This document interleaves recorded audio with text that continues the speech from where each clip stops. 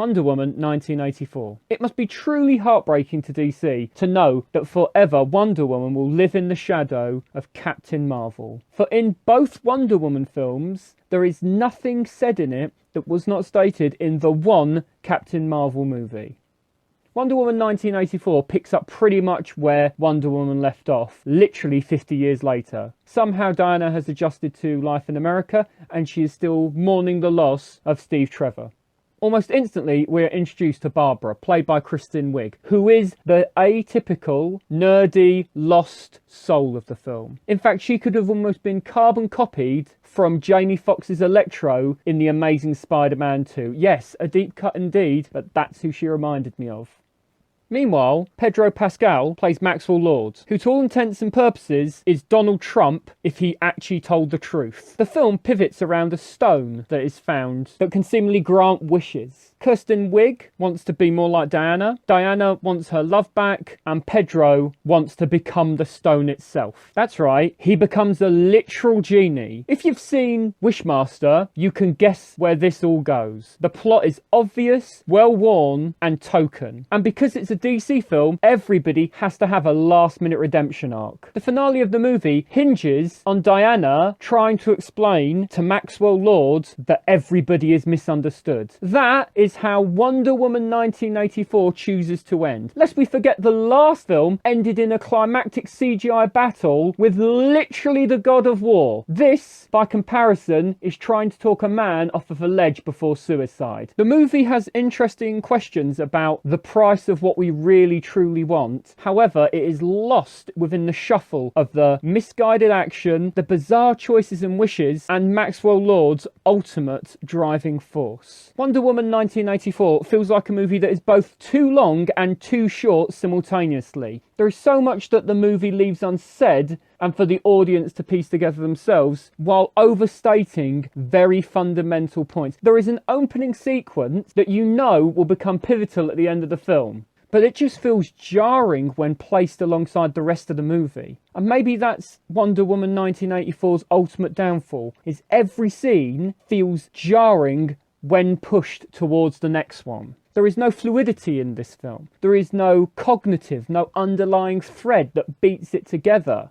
It's as if Patty Jenkins decided to make a storyboard and stick to it without negotiation. I just wonder what the film's trying to say. In a 2.5-hour runtime, you'd hope it had some kind of overall arcing message. At least Wonder Woman had the narrative that women can change the world. And Captain Marvel has the storyline of women don't have to change to save the world. It seems Wonder Woman 1984 has the message, it's okay to have ambitions and wishes, however they could ultimately lead to your demise. There is a moment during this film where the resurrected Chris Pine pilots a plane to aid them to escape. And Diana just randomly drops in that she has been trying to make things invisible for 50 years. And somehow she's now able to make the whole plane become invisible. During which, afterward, Chris Pine gets confused by fireworks. Now, he died during the First World War. I believe fireworks have been around since Guy Fawkes because, you know, he started the whole thing. But this is the logic of the movie. Just like Wonder Woman, it picks and chooses how its characters understand the world that they are in and the reality that they face. Wonder Woman 1984 is the personification of a film which mission statement is aim for the moon because even if you miss, you'll end up in the stars. And maybe that's where it should belong. Far away from everybody on Earth.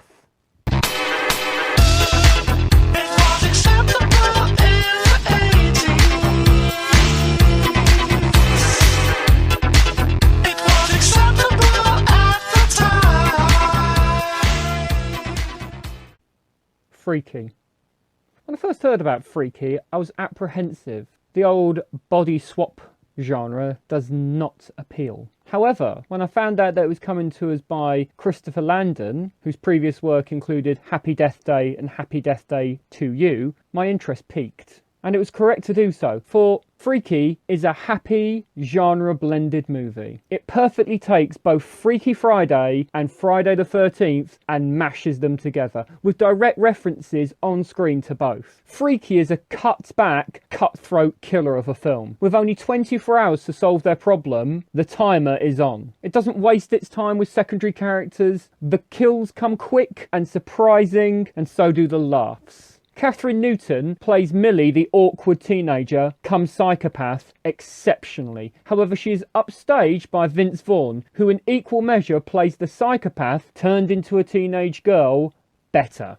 I've never been a big fan of Vince Vaughn, but when he gets it right perfectly, and Freaky is one such film. I also applaud the film for not going for cheap jokes with Nyla and Josh, Millie's two best friends. Because of both their race and their sexuality, cheap jokes could be aplenty, but Freaky maintains its head above the water. Freaky touches on loss, sadness and grief, all within a 2-hour runtime. Sure, it's gory, but it's also funny. The beginning of the movie sets the tone for the rest of the film, with the butcher murdering everybody, and there's even a surprise at the end. Freaky is a film that knows its context and its genre. It knows how to balance scary with funny, and sometimes that's all you need from a movie. It's just a raucous laugh of violence, and Freaky delivers both in spades. Freaky could best be described as Halloween on Clueless. Less freaky, more funny, but always successful.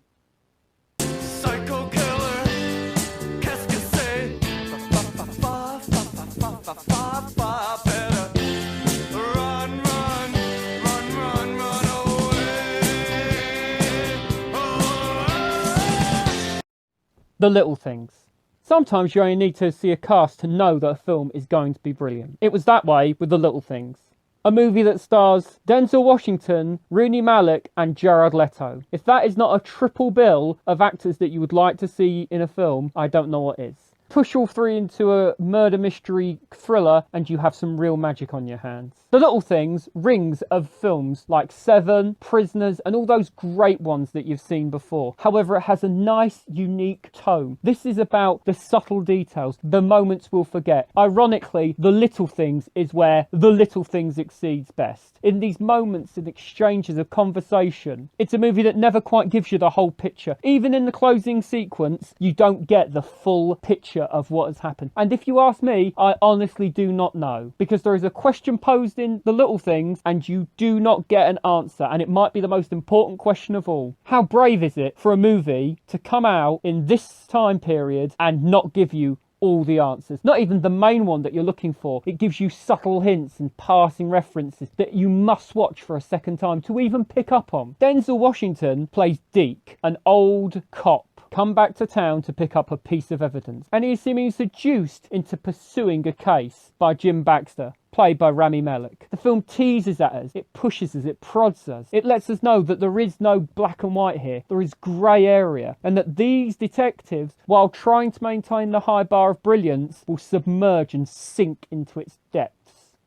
to try and achieve their goal. And achieve their goal they do, for the climactic finale of the movie is well worth the price of admission alone. The film's tagline states, "Some things will never let us go," and if you let it, I don't think The Little Things will either. It is a movie that will shake you and stay with you. And trust me when I say, it is beautiful and a stunning representation of a seedy, nasty, horrible place to be. The film looks incredible, all through the eyes of John Lee Hancock, the gifted director that brought us The Blind Side, Saving Mr. Banks, and many other hits. The Little Things is the sort of film that screams Oscar contender. Each of the actors is performing perfectly, the direction is on task, and the script just works. While the crime itself in The Little Things may be impossible to solve, it shouldn't take a detective to understand that this is a movie we should see. Have you heard the news?